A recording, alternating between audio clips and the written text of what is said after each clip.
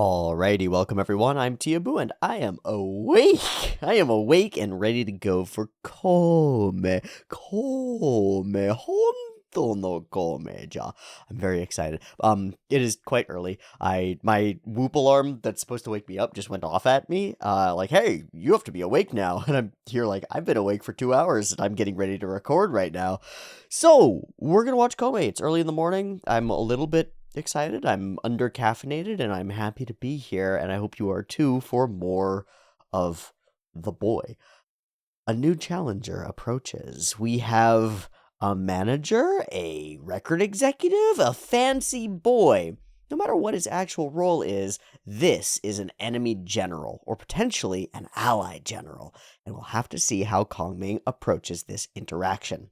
Because we haven't seen him approach or interact with anybody with real power yet. He's been working with talented people and underlings. I guess the manager has some power, but not so much as this fella. This fella comes with advisors, with a posse, with a very hot secretary. There's something about glasses and pencil skirts in combination that does things to me. But I don't know who he is. I don't know what he'll offer us, and I don't know what challenges he's going to put in our way. Any interaction like this, any new meeting is both an opportunity and a threat, and having dealt kindly and compassionately with this guy's squad trio, who, I have to find the comment, somebody called something that I found very funny. Johann Bowers hits me with, "Great value Lincoln Park goes the way of the Madon Knot at the festival in the park." And then the true player appears. So first off, the Great Value Lincoln Park, and the second one is calling me Madon Knot. Brutal. Absolutely brutal, but exactly right. We treated them nicely. In fact, Kongming helped them and indicated some real sense, some real spicy stuff, which seems to have been what has gotten our foot in the door and given us the opportunity to talk to this guy. Who is he and what can we gain from each other, hopefully mutually, as we move forward and interact? Well, we'll have to watch the next episode of Kongming to find out. So that's what we're going to do today. No buts about it, no more BS. Let's watch Koumei episode 4, and hopefully I don't sneeze. I'm gonna sneeze. Yeah, it's been happening all morning. That's why I'm all bleary. That's fine. I like this show. It's a pretty good way to start the day. I'm looking forward to the OP a lot. My heart could use some warming. Let's warm our hearts a little and watch some Koumei. So, I've got episode 4 of Paripi Koumei. Okay, subs still seem to have been doing okay for me. Yeah. Let's go ahead and give it a watch. There will be early access available on the Patreon, as well as there are 2 huge polls going on right now. It's like an absolute chaotic clusterfuck.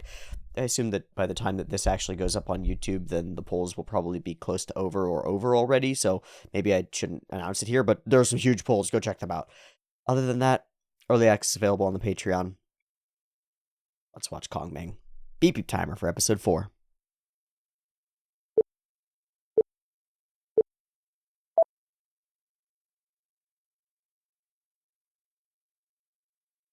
The Yellow Turbans. Taishiji.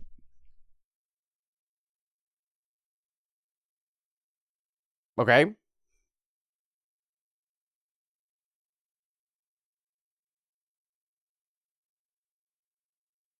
Ah. Okay. Okay. Fake it and then attack.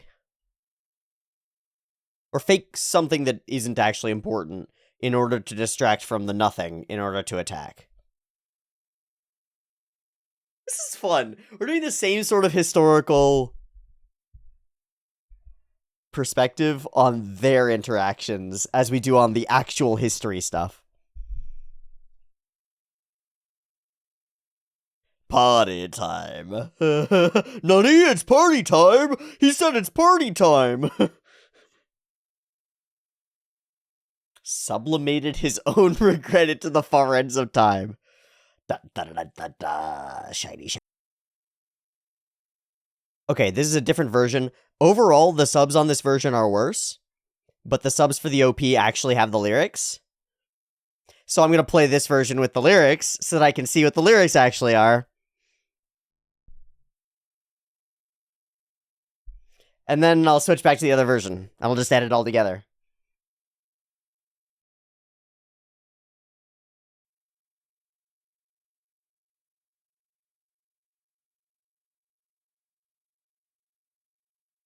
Just wondering why tequila's in there.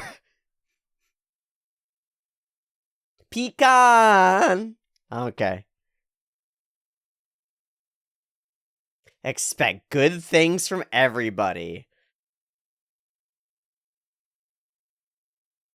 So, metaphorically, you won't understand until you aim for the top. A chance rendezvous. Enjoy yourself without being pretentious about anything. Just have fun and enjoy. Don't act like you're better than everybody, right? Oh, that's so good. And then the slow-mo moments are so cool. The stupider you act, the greater the high. Doesn't matter.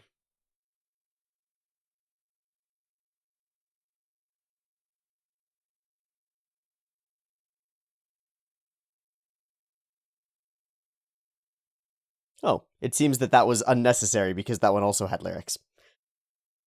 I don't remember it having lyrics before. Okay. Who is this? Oh. That's why he's got the giant K. Mmm. Mmm. Well, where do you find talent, man? Where else are you gonna find talent? Uh-huh.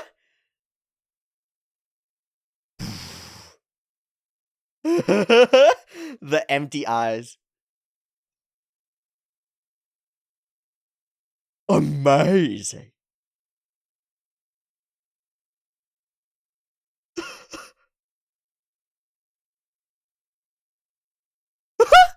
In that accent?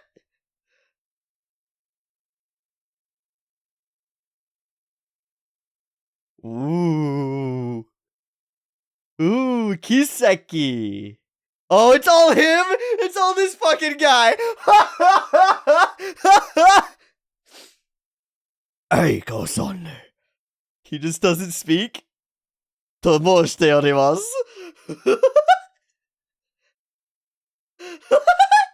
It was all a play. It's the real Koumei. Yeah. He hasn't figured it out.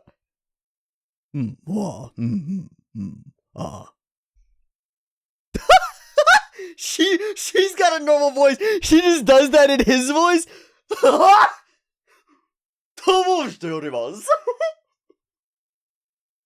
That's such a great gag.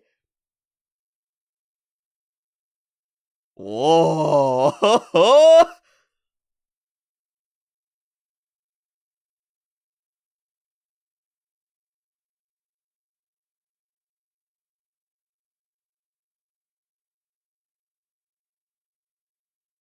The risk or reward, huh? Summer Sodia, baby! Yeet! Yoit! Is it too much for me? Is it too much for us? But Kongming might have a different plan in mind.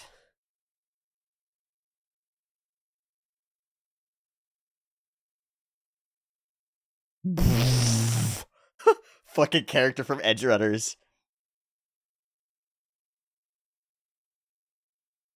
Does he actually think the other one? Tadashi.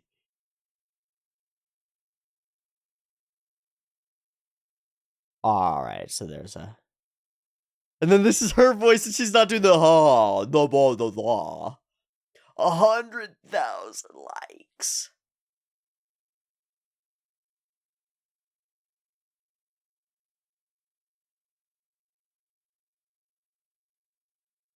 Ooh, it went too far.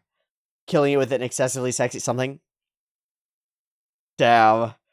It's like a... Fuck. She keeps Tadashi Nanka. With cats. Alright, don't worry. Koumei's got you. Koumei's got you. Koumei's got you. Koumei's got you. Take it. We should just go small, right? Ne, Koumei? I will make your legs happen. Yeah! Ugh.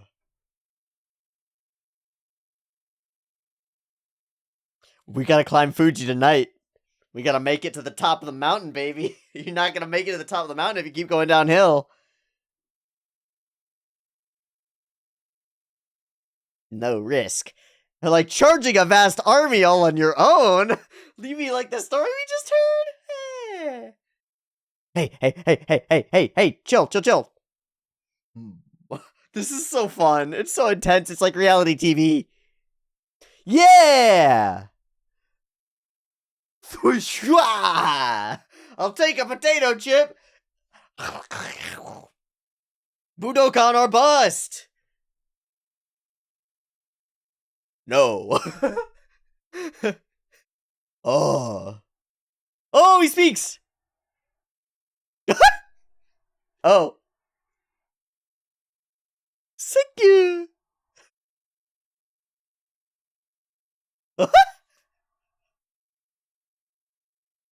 Oh, he does speak the Nihongo. It's so cool. Eiko. Yeah, what the fuck? And also the assistant speaking in his weird accent. What the fuck? What a great character. Titties. No, it won't work. It won't work. Even if you got the most special titties ever. No, this is gonna be hard. This is gonna be really tough.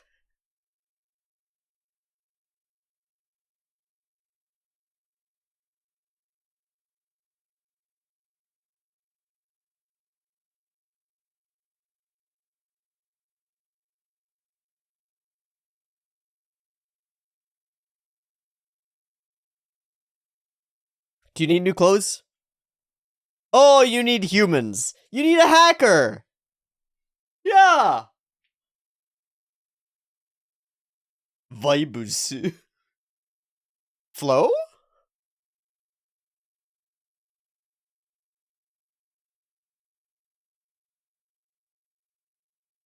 Oh.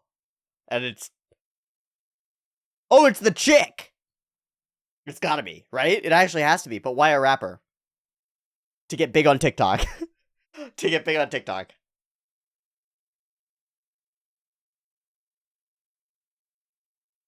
Oh, don't follow the count. Yonjigo. Yeah, you tanked everything else. Fucking hell.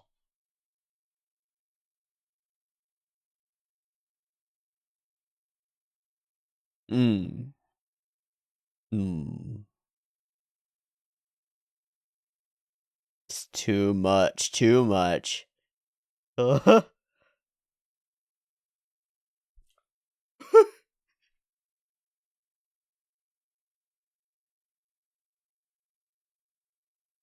part of the point. You gotta trust, you gotta trust. This is so right on, though.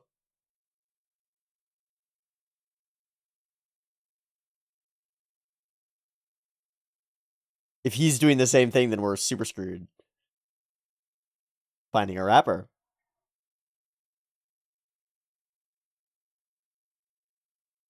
Not that guy.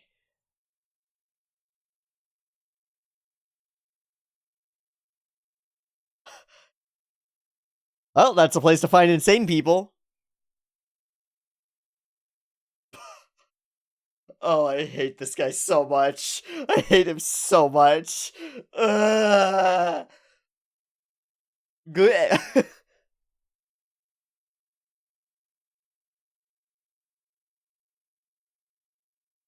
He's scouting is what he's doing. That's what he's doing.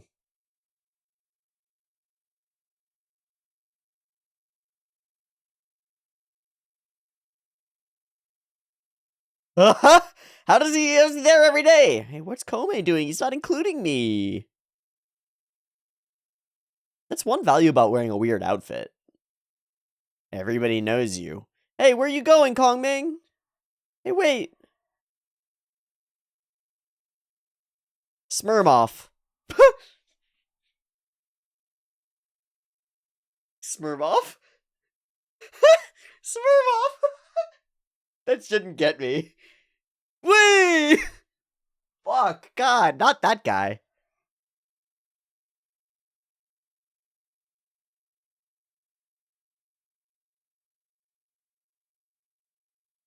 I don't feel like I'm being included. Wow. How am I gonna get them likes? Fun. Awesome. Making all the friends. But it is, like, it's obviously, it's all for you, Eiko, right? And he's talking to this guy who is a grammar or something, right? So she works on the voice lessons when she's angry.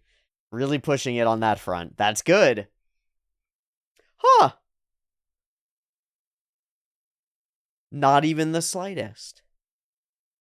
Huh. Okay. Gosh. He's partying like a madman every day. What's up? Where'd he get the speakers? Oh yeah, this is new. I don't like it. I immediately don't like it.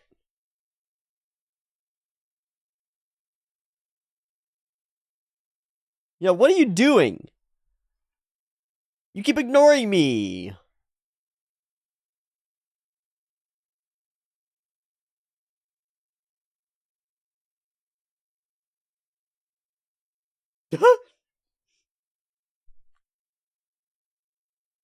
What?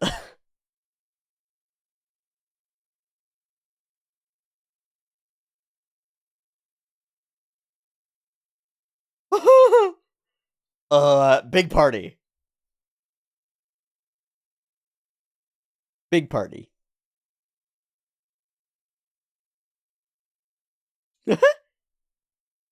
Yeah, come with. See what it actually consists of.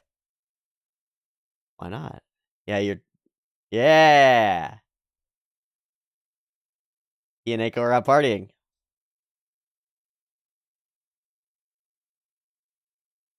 Ah, you don't get it, man. Yeah, he's thinking something. Have some faith. That's part of the point. He's finding a rapper. He's involving himself in the underground, man. He's involving himself in the underground. He's meeting people.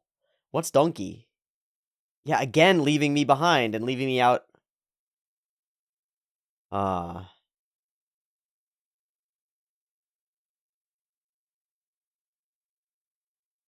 gotta start the night off at a proper... You gotta get a proper flow. This is perfect. Gentle on my war chest.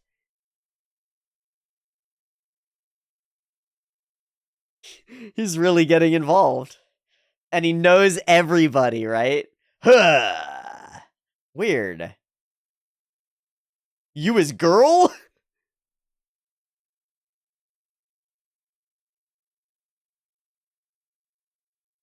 It's all good. Tactician.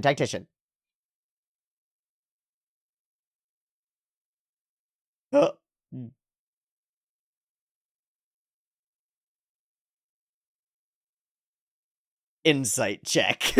Insight check. Yeah, a little buzz will help. Now out with it, huh? Yeah, am I not good enough? It really isn't any fair. He does read the stars.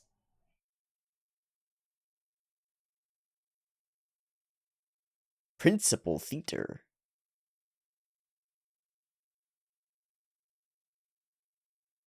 Much better. Ah.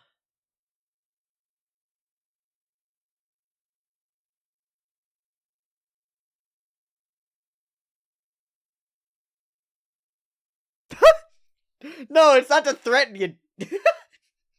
It's not to threaten. Well, I guess it's to threaten.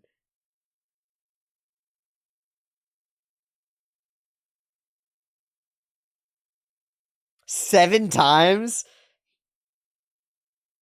Can I go dance yet? What are we doing here? Yes. Oh, do you have a hot dress for her?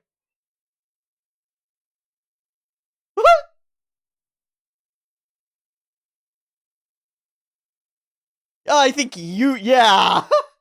My line. Everybody immediately notices and loves him. Oh my god! Exactly. And she sinks into the background. They're awful. They're awful.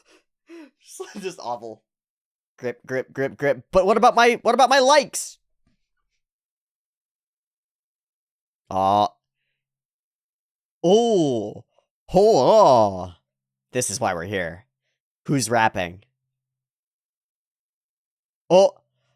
I just saw him slip by. I just saw our hacker. Oh. Okay, good. Yeah, go enjoy yourself.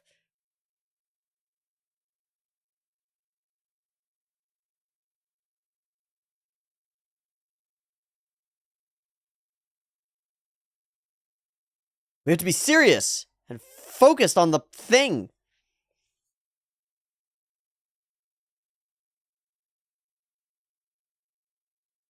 Scouting. It's all been scouting.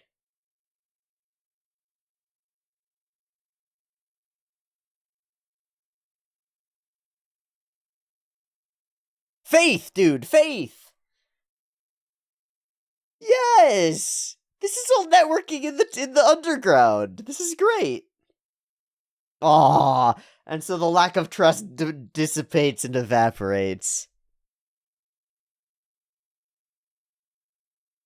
On the flip side, it's hard to trust someone when they withhold things from you.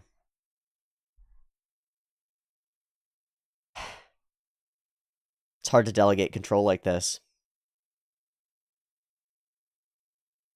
Hmm? Hmm?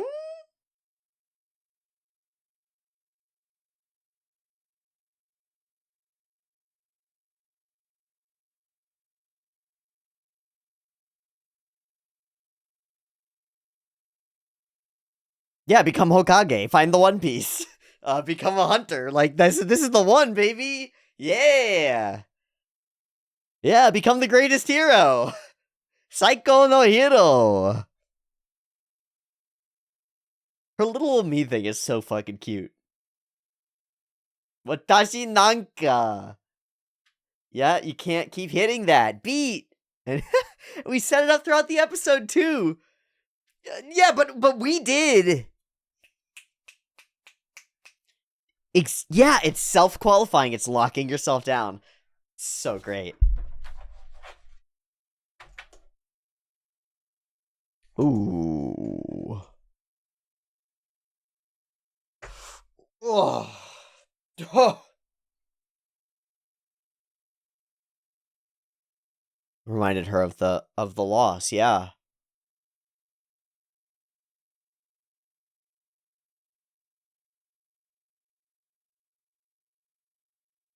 Koumei.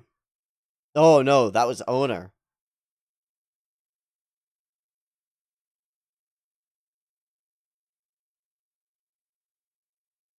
Wow. Finding something at the edge of your rope. At the end of the line. A reason to stay. Yeah. It's always at the bottom of the pit that you find what you need.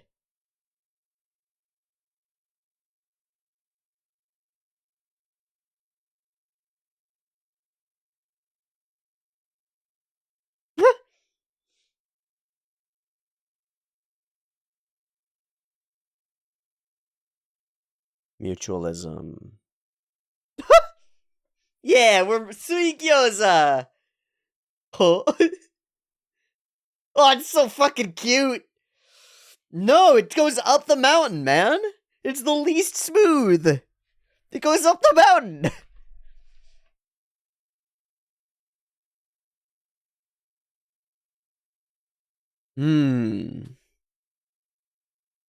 Again, that sort of faded relationship style thing. Aww. And something, something, something likes.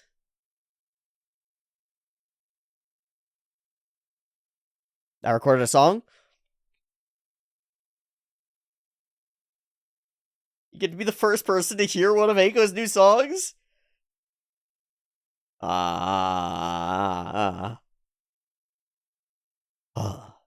With my pink AirPods. Pros. Huh? And it's just acoustic in a room. Are we gonna bring it in for the ED? What are we gonna do here?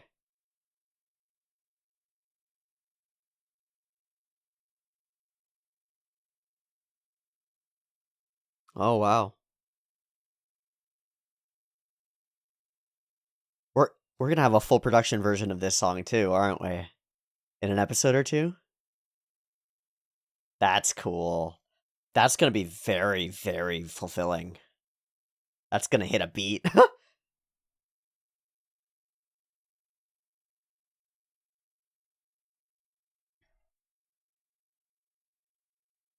Yeah, this is the ED. That's so cool. Not just the ED changes. I expected like little bits of ED changes, not the ED changing.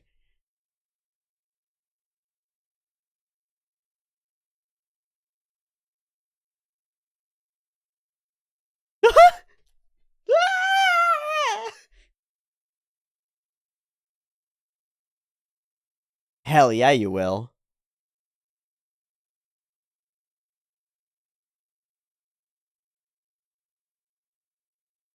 Okay, a glue. Ah. With a shooting star across the sky, we get ourselves a very fun glue episode. What do I mean? We didn't like do an oomph this one, you know? If we'd found the rapper and there was a performance and a thing, then we'd have the oomph in this episode, and we don't. We just don't. In fact, in the last episode, we had the performance and stuff minus the animation and stuff, so that we got some of that oomph, and there was still the same thing, the same flow happening. We just don't do that here. We don't even try. Don't have to. The tone and flow and purpose of this episode is glue. This is to glue the previous experience to the next experience. So once again, we step away from the music industry in a lot of ways, and the direct strategy stuff in a lot of ways. And where we are for most of the episode is inside Eiko's head while she's worried, which is a great place to be, because over the last couple of episodes, we've talked about a core loop, which is Eiko feeling like she is not good enough to accomplish the thing. Now we do a double whammy of reinforcing Eiko's ability to do the thing, actually having her nervousness convert into training and creativity, which is a fascinating thing to present here. We call out one of her self-esteem issues that's been severely hampering her. Even though it hasn't been front and center, it is demonstrated throughout the episode extremely effectively, so that when we bring it up later, it makes perfect sense.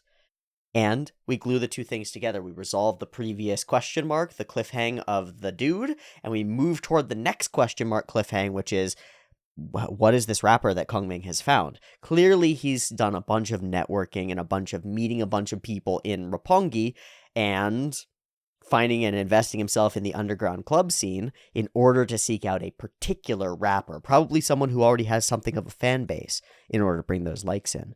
But I don't know, and I will not deign to predict Kongming's stratagems.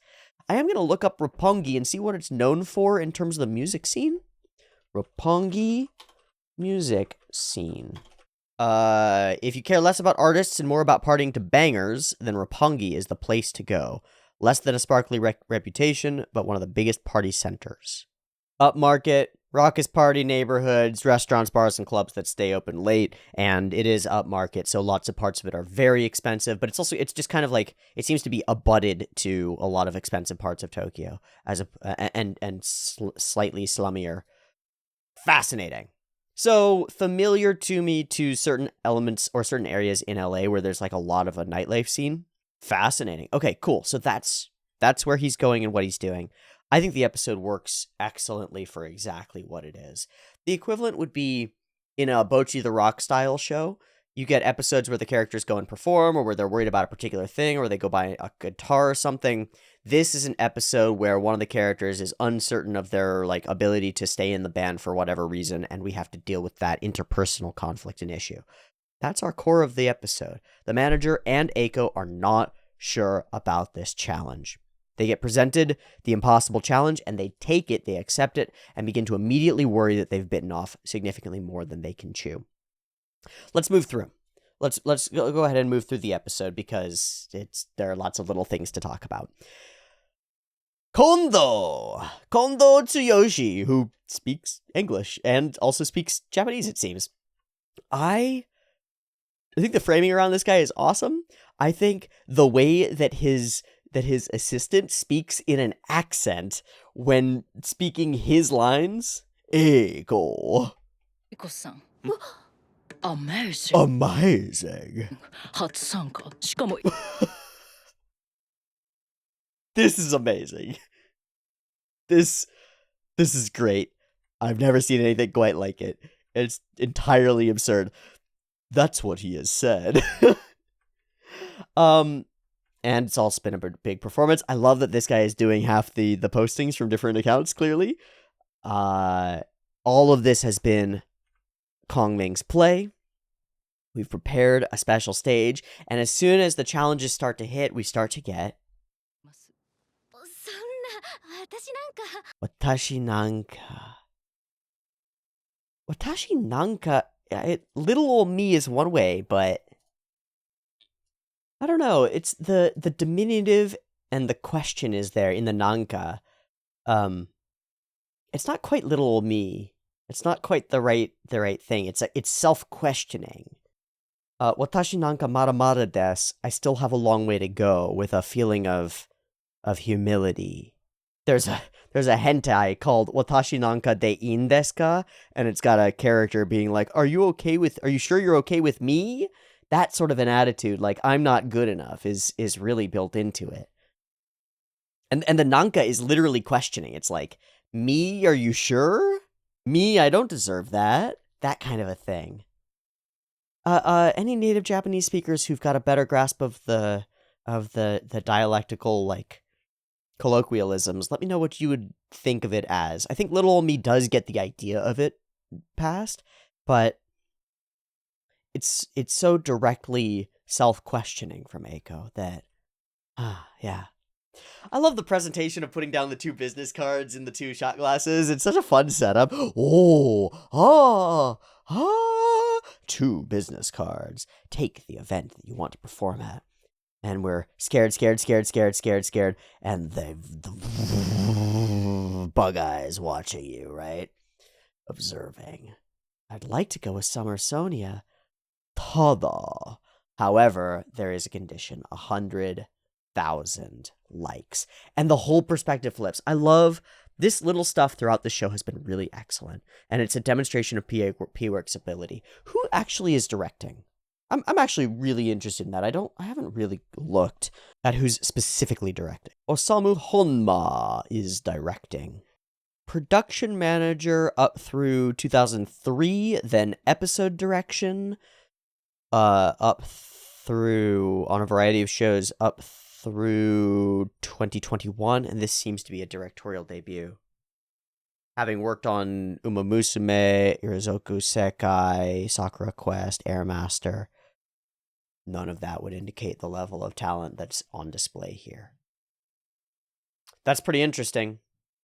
I gotta say I'm pretty impressed. What's impressive here is the switch in framing. We're looking down at this thing, looking down at it, and then we engage, we enter the challenge. We add the fear to it, and then the framing flips completely, and suddenly it's actually scaled up above us, right? It's big and looming. In terms of our position, Eiko's still physically above it, but the glass is suddenly much larger, much scarier. Alice in Wonderland style, a much bigger thing to deal with, a much bigger dragon to tackle. And Koumei watching from the side. I really like this. This sort of subtle stuff is It's no joke. It's no joke to have this sort of play. Sorry, what I mean is, it's no joke to have this sort of visual playing with space. It really tells us the whole story. It really tells us so much of the story. I'm amazed. I'm amazed all the way through. You know, it's not just about big flashy scenes or extremely spinny things or whatever. It's not about that necessarily. Those things are very impressive, but all the show needs to do is make you feel engaged with the scene properly, make you feel the dynamic properly, the power, the tension, the worry, the excitement. A door opens and then looms over you. Yeah, nails it. We get all these things. Not enough likes. Too far. I didn't want to see you like this. Man, this is rough. Making a killing with an excessively sexy stream. You should just call it quits. I didn't want to see you like this. Man, that's rough. That's rough. Trying to go viral for likes. Yeah, chasing that dragon, man. Ooh, that's a toughie.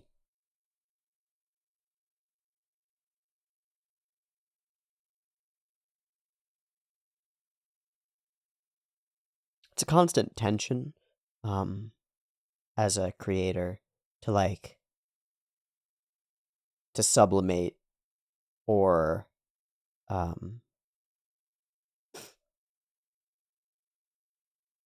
sacrifice little bits of ideals or principles in order to make more money or acquire more audience or get more likes. And it's hard. It's hard.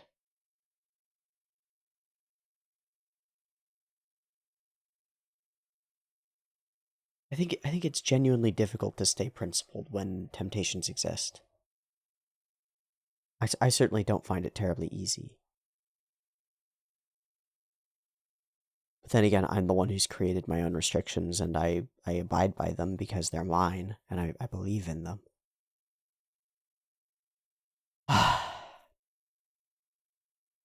But taking on a big challenge like this can be big enough to destroy you. And in some ways, it almost does. First, it almost is too big to even try to bite. She almost backs off then. She almost reaches for the other business card. You know what? Maybe this challenging journey, the straight and narrow, difficult path that is not smooth, that goes up Mount Fuji. I love that line from the OP. That goes up Mount Fuji. Maybe that's not the one for me. Maybe I'll go the easy road. Maybe I'll never be super famous. But if you're going to aim high, if your goals are actually those high goals, and those are not just something that you tell yourself so that you feel like you've set cool goals, and you're actually going to aim for them, there's a huge, important difference. A lot of people set really big goals that they have no intent of actually achieving. She almost leaves it. Watashi nanka, the best little old me has done. Yeah. So, based on my previous experience and previous performance, the best I could do is probably this, that, and the other. You know, there's something really magical about human beings. We are capable, in almost every field, in almost every way, we're capable of overcoming ourselves, of growing beyond what we were. And we do it by pushing ourselves, by taking on more than we can accomplish. On a base cellular level, this is true. On a physical, material body level, this is true. On a psychological, mental level, this is true. On an information knowledge level, this is true. On an attitude, perspective, interaction level, this is true. On almost every level, if you push yourself beyond your limits expand.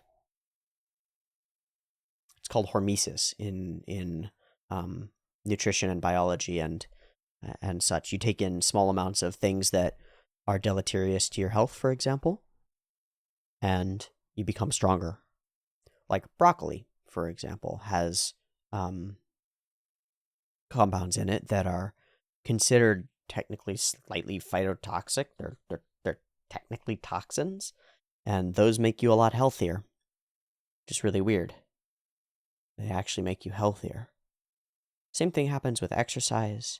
Same thing happens with literally any form of practice that builds neural pathways or memories or physical skills or singing skills or playing an instrument or any of those things. You do the thing more than you can. You try to do more than you're capable of doing. You find out where your limit is and you try to transcend it and you push past it and you get hurt and you fail and you make mistakes and you feel bad about it and you become worried and scared that you've done too much and taken on too much responsibility. And then you wake up one day and you've grown to fit it and it doesn't bother you anymore. And you're not scared of standing up on the stage and singing or taking on 100,000 likes or turning on a camera and recording a video. It's like you've grown to fill that space. You're not weak under 45 pounds. You're pushing 60 pounds or 600 pounds. Like wherever you are in your scaling, this stuff, it levels off a little bit, but on most fields, you haven't pushed yourself.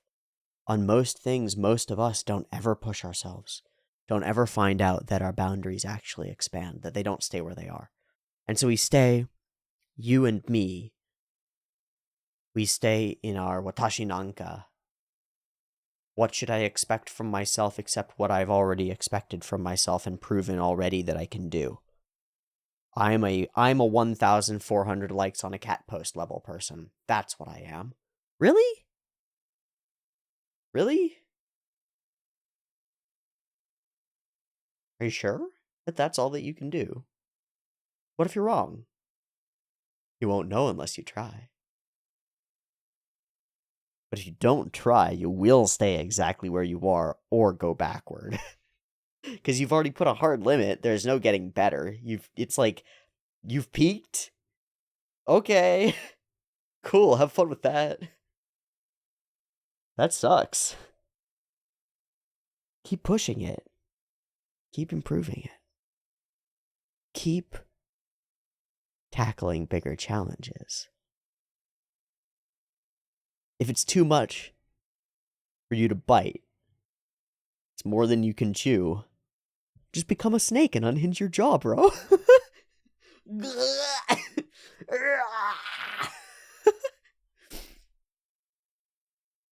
But no, take it on anyway. Take it on anyway. See what happens. The biggest thing, in my mind, is that no matter what field you do this in, whether it's the physical or the mental or the emotional or the interpersonal or whatever field you do it in, it applies to all the others.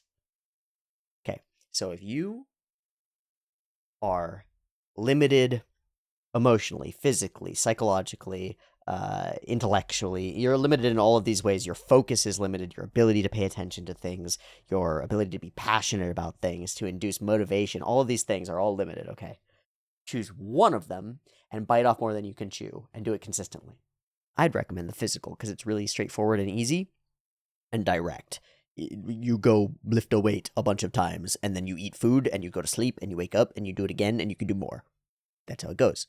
Do that a bunch of times, and what you will actually do is train the underlying system that controls all of those things that this process works. You'll inform it that this process works. So whether it's pushing yourself psychologically or intellectually or physically or mentally, if you figure out that one of them works, the central processing unit of you goes, one of the processes that I engage in is self-improvement, and I'm capable of it.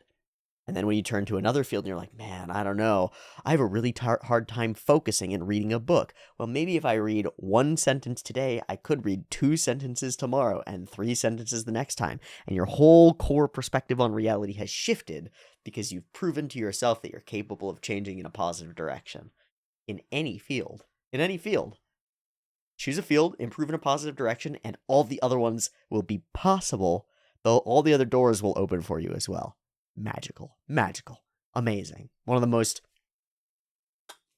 beautiful things about life is that it regenerates. It rebuilds itself. It rebuilds itself. And guess what, motherfucker? You're alive. You rebuild yourself. You're not a robot that falls apart over time. You're actually a generative, improving thing, at least up to a point. Talk to me when you hit 70 and maybe you'll feel like you're a robot falling apart all the time. But, you got some years on you. Most of us do. And with the way that medical technology is going, maybe we've got a lot more than a few years. So I'd recommend putting some effort into the improvement part sooner rather than later, because, God, it changes everything to not feel like you are a self-limited, tiny, useless thing that can't change. Or even if you do feel useful or strong or whatever, the idea that you can't change or improve is just sad. It's just sad. You can. You can. Go do it. Go do it. I believe in you.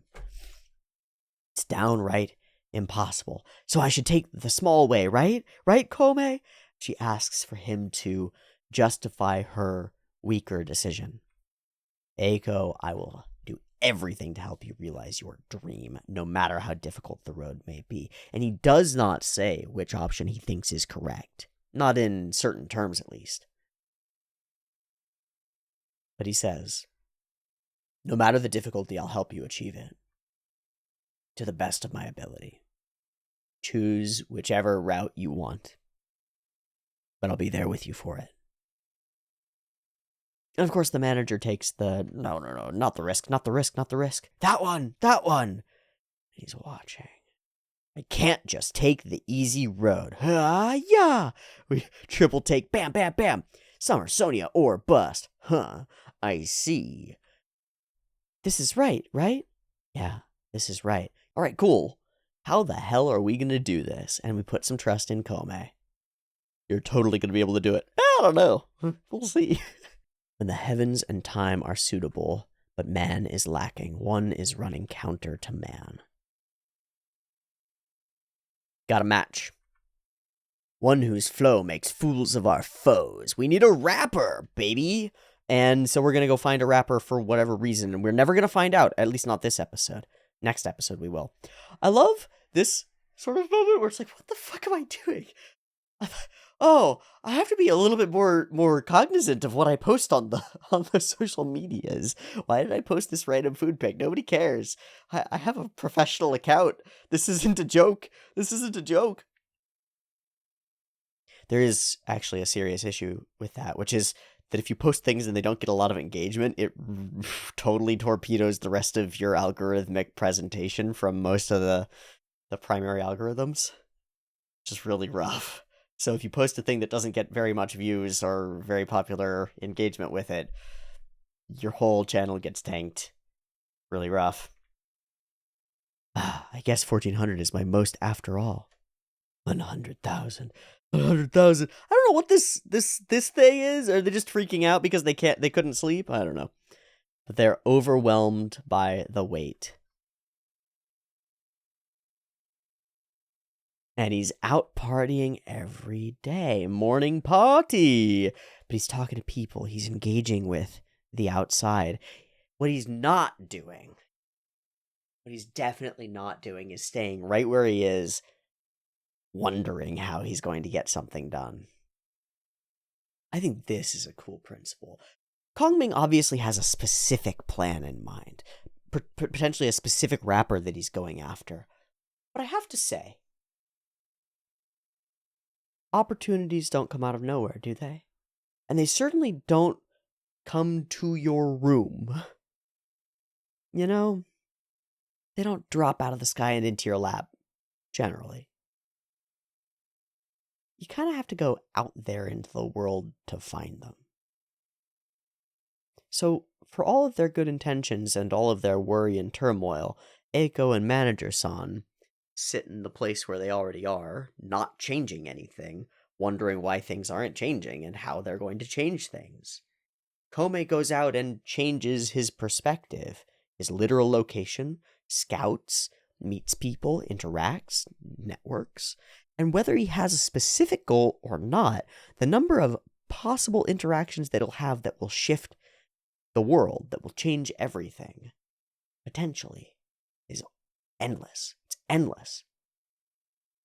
The chances that one of those girls who takes a selfie with him, that goes viral, or this dude who's taking a bunch of pictures with him is like posting about Koumei and Eiko and things, the chances that he meets somebody who knows somebody or gets recognized by somebody who knows somebody are infinitely higher because he's there.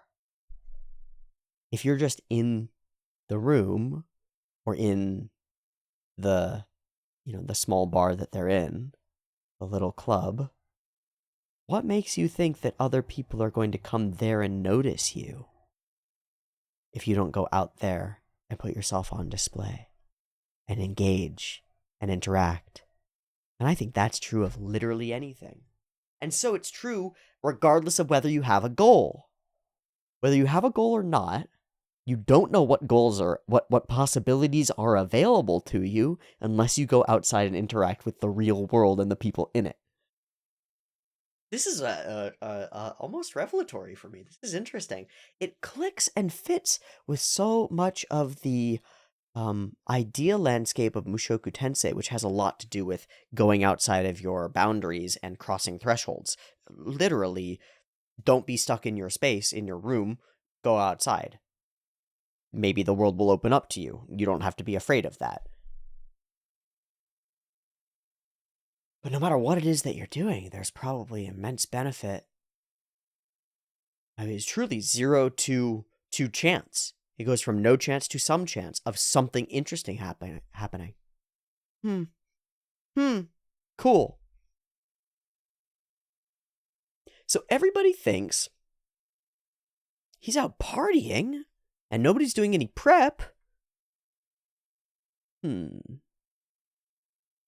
feels like it's not right. Koumei's out there blasting and partying, and everything feels a little bit awkward. And he's becoming more popular with other girls. Everything feels a little bit awkward. He's getting his stuff done and leaving. Feels weird. Smurmoff.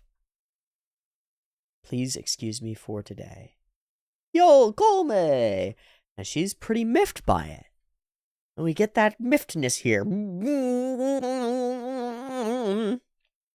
Trust and faith are one thing, but not being included, I don't get it. Eiko's really hot. She really is. And in no way do I feel in any sense uncomfortable about any part of that. Really interesting, because it's like a total... Alright, I'll put it this way. Mitsuri Kanroji in Kimetsu no Yaiba has a bunch of fan service scenes, and they make me very uncomfortable. They don't show anything. In fact, it's the fact that they don't show anything in some sense that makes me uncomfortable. In this case, we have an attractive woman who is a human being and does normal human things like lay on her bed or take showers and sing in them. And we show that without trying to, like, hide it in a way that's creepy or show it in a way that's creepy. Neither do we have pervy camera shots going and, like, seeking out Eiko's panties or down her shirt or whatever. We're not looting her continuously. Nor do we treat her like she's a perfect, pure, chaste thing. She is a human being, and she has body parts, and doesn't really matter. We haven't ever sexualized her really at all. She's just an attractive person. And then on the other side, we've got somebody like Kanroji with the same body type, proportionally expanded a little bit, let's be honest. And yet, while the fan service in that show does not show anything, the camera is continuously seeking out the shots to do so. Like, it's finding the panty shot and, like, getting all lewd up in there and then putting something in the way. Really weird to see these two distinctly different paradigms of Savisu, where in Kanroji's case, it is, on the surface of it, entirely and exceptionally chaste, and then under the surface, very lewd, and like, honestly, uncomfortable to me. And then on this front, entirely naturalistic, not chaste, not puritanical, This is a woman. She shows up nude in a scene a minute later with a little bit of classic anime fog. And yet it doesn't feel lewd at all. At all. It feels entirely naturalistic. I think this has everything to do with framing, perspective, and intent. And it's really, really interesting to me. It feels like the creators of this show are not freaking the fuck out about whether they're going to be canceled for how they portray Eiko. It feels like the creators of Demon Slayer are actually freaking out about how they're going to be canceled for how they portray Kanroji, and trying desperately to toe this line between sexually appealing to the shonen audience and not going so far as to get the type of hate that the My Hero Aka author gets for sexualizing his characters. I have no idea. I don't know. But this is an obvious contrast to me in portrayal of human physicality and sexuality in media, and I like this version way better. Way better. It doesn't feel like it's trying to manipulate me. That's part of it. Kanroji always feels like she's trying to like the show is actively trying to manipulate me when she's on screen. In a weird way. A weird, like, self-denying, self-hating, fucky sort of way. Very strange. This feels great. Ha! See, even here, it's like, these are shots that are... It's almost inevitable to sexualize these. It's actually... Maybe they are thinking about it more than I gave credit for.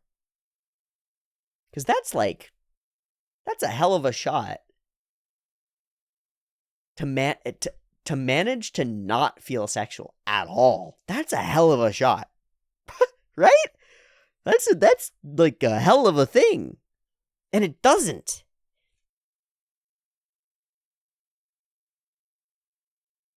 That's powerful. That is a powerful, again, almost revelatory moment. This is the power of perspective and framing. Context and framing. We are in a panty shot staring straight at a woman's crotch, and it doesn't feel sexual. What? It actually doesn't to me. That's nuts. And then by the same token, in a different way, you can have a shot of a woman's hand, right? Or holding a pencil or something, and that's sexual. We have it in Gundam all the time. We've got one character who has these flashbacks of this other character, and he's always like entranced by her beauty, and she'll be like holding a wine glass, and he'll like get lost in her hand, and it's super sexual, even though it's not. Super sensual, at least. This is the power of media. We'll just step away from the actual debate about the sexuality of the thing. It doesn't matter that much. This is the power of media. A totally directly, physically inappropriate angle can feel totally appropriate and entirely pure. And a totally appropriate, normal thing can feel super sensual and totally weird. That's so cool. This is the world we live in. Our perceptions are not real. Our perceptions are not real. They are what they are. What the fuck? So we get this sort of montage through A plot, B plot, or two sides of a thing. Eiko's answer to her nervousness is to work really hard. And this is one of the aspects that makes her a winner in some sense. Her uncertainty is something that she channels into creativity, into creation and self-care. She's out running, she's out keeping herself healthy, she's working hard, she's singing and practicing singing passionately, she's putting her emotions into that, and out of it comes something great, a new song, which is pretty freaking awesome. But all this time, what's actually weighing on her, what's actually driving her forward is discomfort, isn't it? And fear. Uncertainty. And I think this is something that we should take a moment to talk about. So often, I think we err on the side of encouragement and positivity and the idea that safety and comfort will be the things that will lead to your creative future or your ability to produce effectively. Like, once you have everything lined up, then you'll be able to do that thing you've been wanting to do, or try your business idea, or start making music, or whatever it is, right? Once you get everything all lined up and you feel stable, that's when you'll be able to do those things. And it's bullshit. The thing that pushes you to new heights is discomfort, is the feeling like you're not good enough. Just like the Hormesis discussion that we had a little bit earlier. It is Eiko being under pressure here. Eiko feeling like she's not making it. Eiko worrying about what's going on with Kongming. That worry and that negative emotion, that's what turns into her movement. That's what turns into her movement forward here, and her running, and her pushing, and her working, and her creativity. And it's important to know, I think, that you can do that. You can channel it that way. That you should expect, first off, to not be pleased or enjoying your experience all the time. That's a faulty expectation, a ridiculous one. There's an interview on Rich Roll with an Olympic runner, I think she was, a distance runner, who said that her coach gave her a really useful rule, or thumb rule, which was a rule of thirds. That when you're doing training or practice or moving toward any goal, about a third of the time you'll feel great if you're doing everything right. If you're working at the right amount and you're not pushing yourself too far, but pushing yourself the right amount. About a third of the time you'll feel great and motivated and good to go, and like, I'm into it, I'm passionate about this.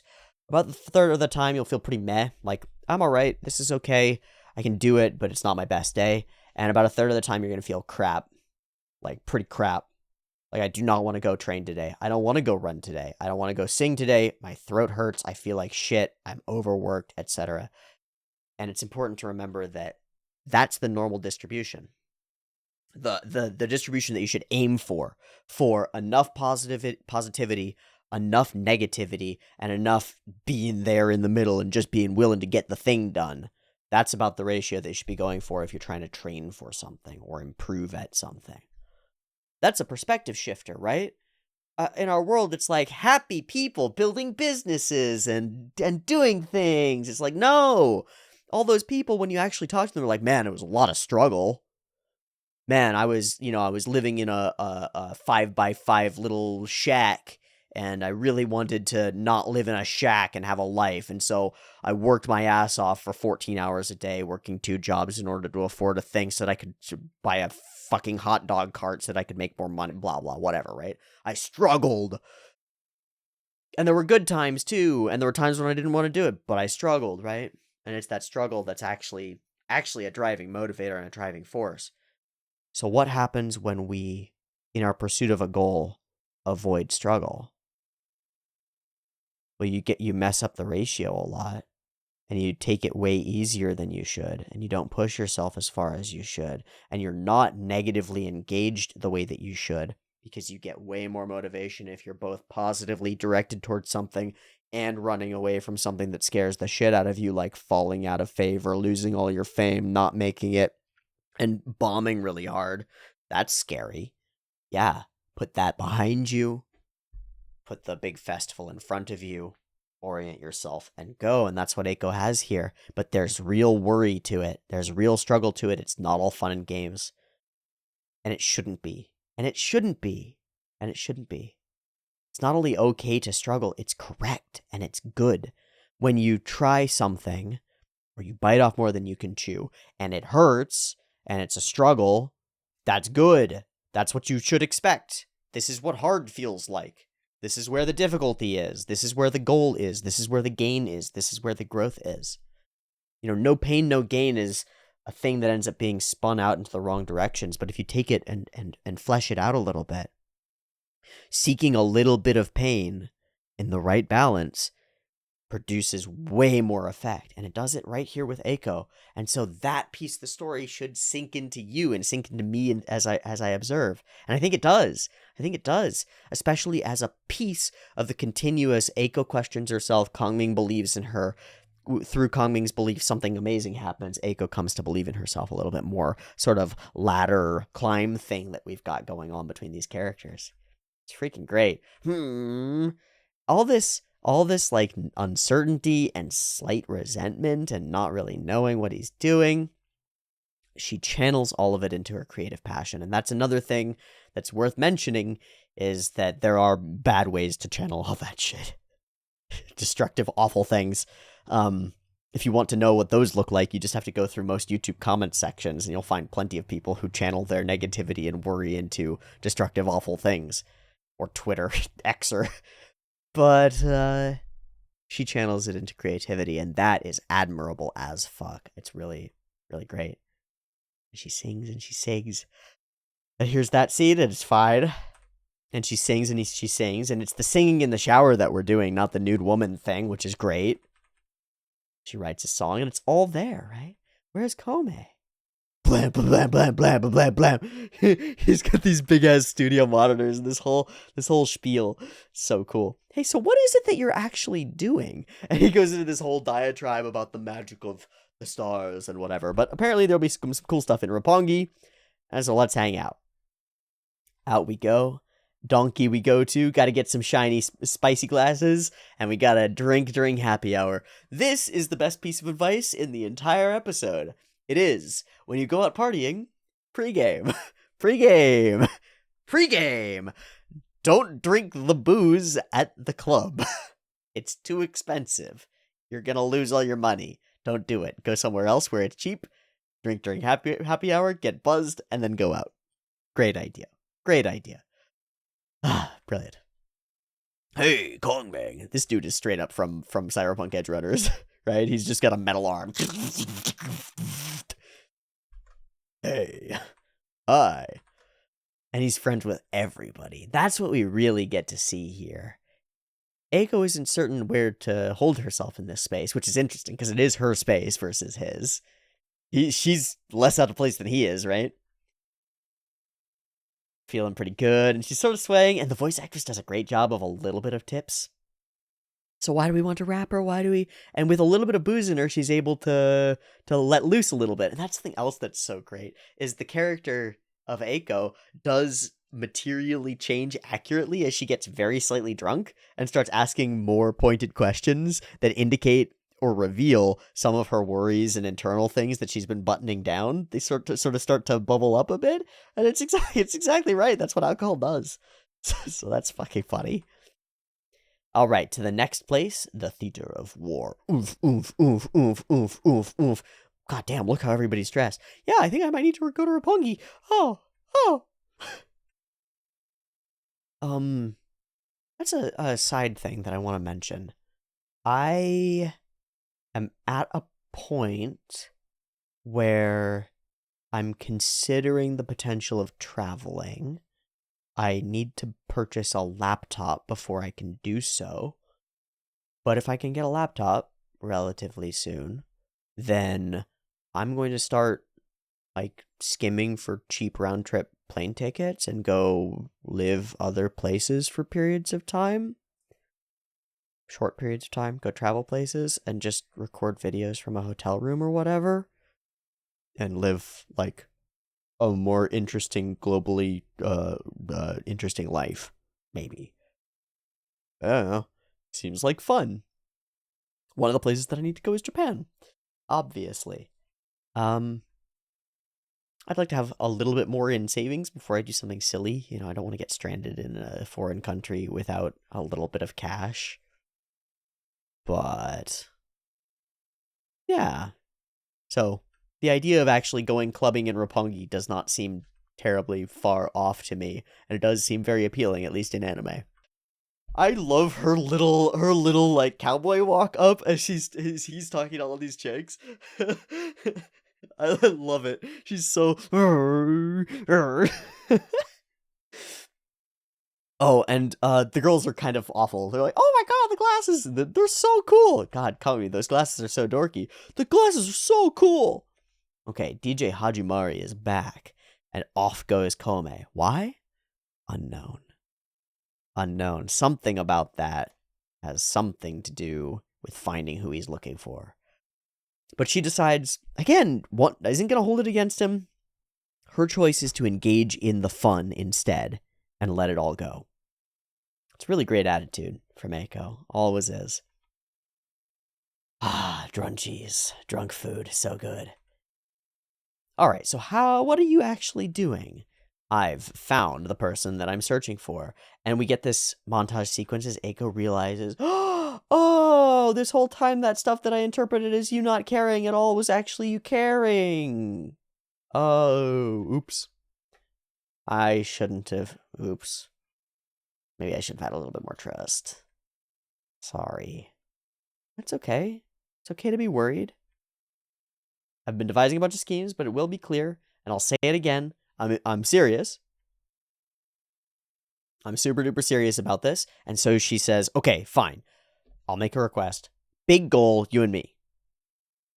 Yes, of course. That is exactly what he wants. That's my dream.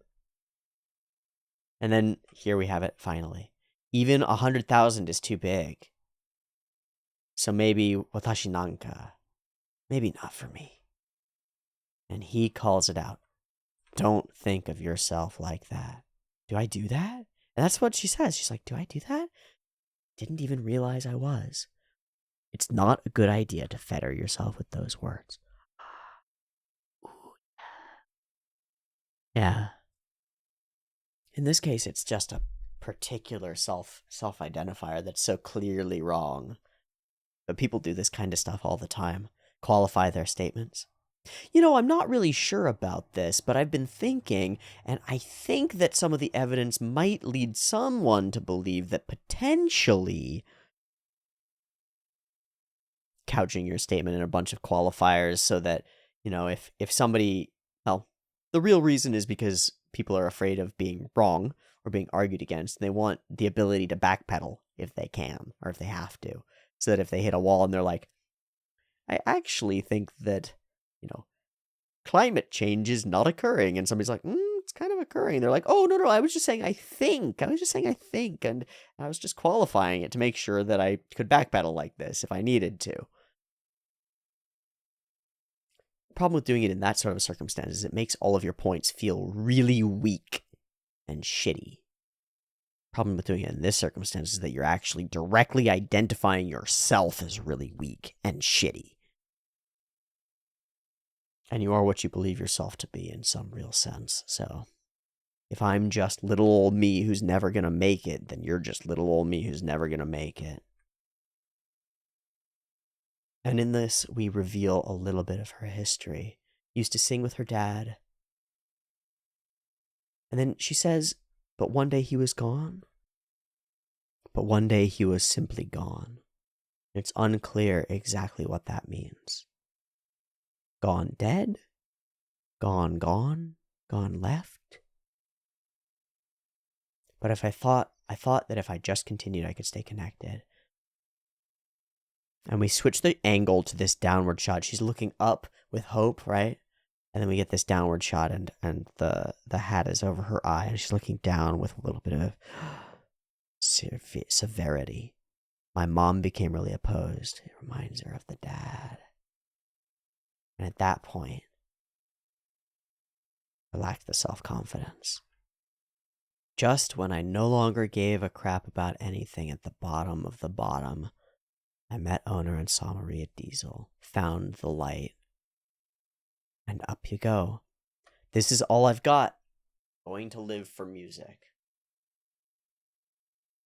I resonate with this pretty heavily.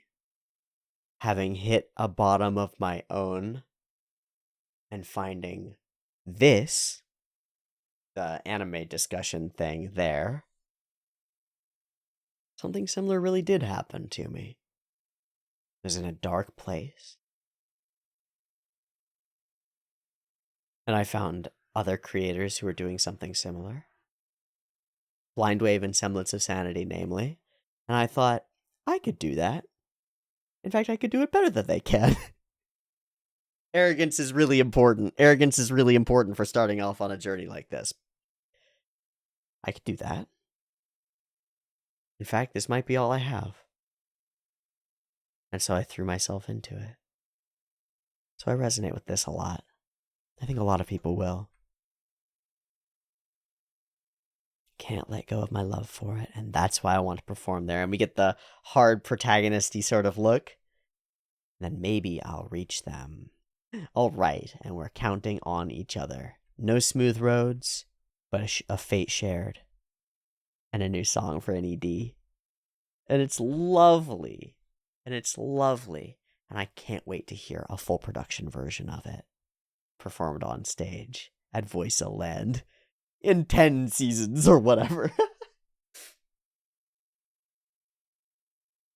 So here's my takeaway, my take after this episode. This is a perfect glue episode. All the emotional stakes and stuff are there. Almost nothing actually materially happens in the episode, and it doesn't feel that way. It feels like we've made immense material progress on our character development. That's cool. Next episode, I hope that it is the opposite. I'm happy with where we're at character development-wise. I would like material real-world changes. I'd like to meet new characters, have new interactions, shake things up, and move toward actually performing at a place in an interesting way. That's my next step. If we're going to do one episode that's totally character-focused, we gotta oscillate away from that and mix it up and have some fun, and I'm gonna have faith that they're gonna be able to do that because so far my faith has been rewarded in spades as I've continued on through Paripi Koumei. So, I will say as we hit the end of the episode, thank you so much for joining me for this, another fun episode of ya boy, Kongming, and I will catch you next week for more. There will be early access on the Patreon. Check it out. If the poll is still running, that'll be going too. Otherwise, I'll see you to see whether we can get 100,000 likes in a short period of time and who our new rapper will be. See you next week. Peace.